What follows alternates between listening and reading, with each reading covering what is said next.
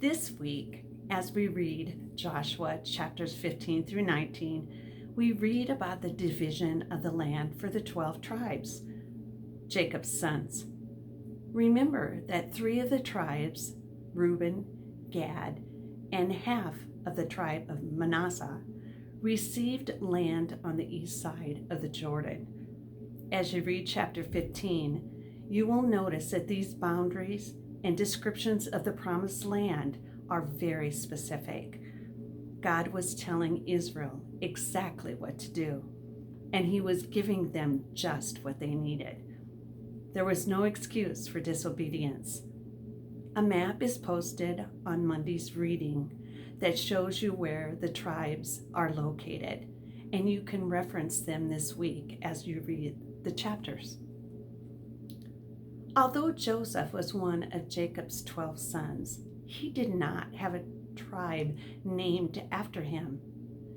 This was because Joseph, as the oldest son of Jacob's wife Rachel, received a double portion of the inheritance.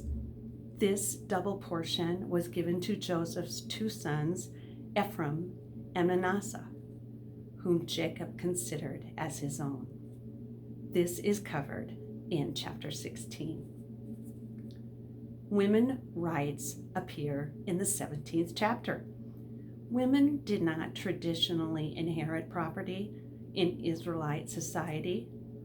However, God told Moses to add a law that would help women inherit property as well.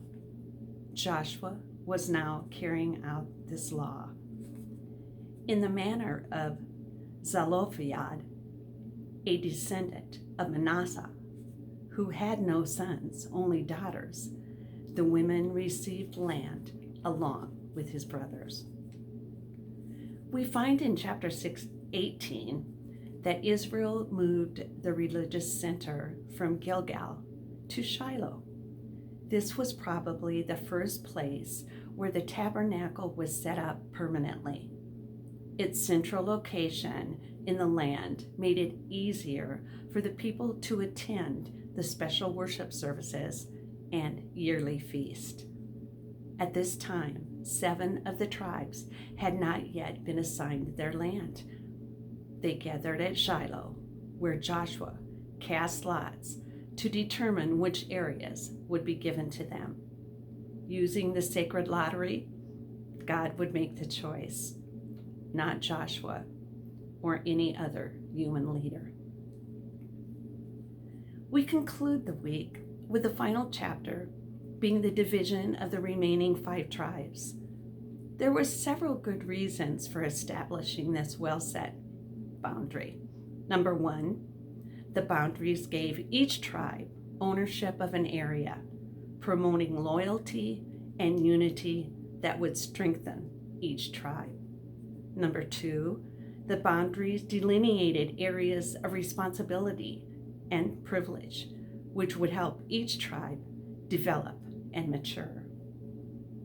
3, the boundaries reduced conflicts that might have broken out if everyone had wanted to live in the choicest areas.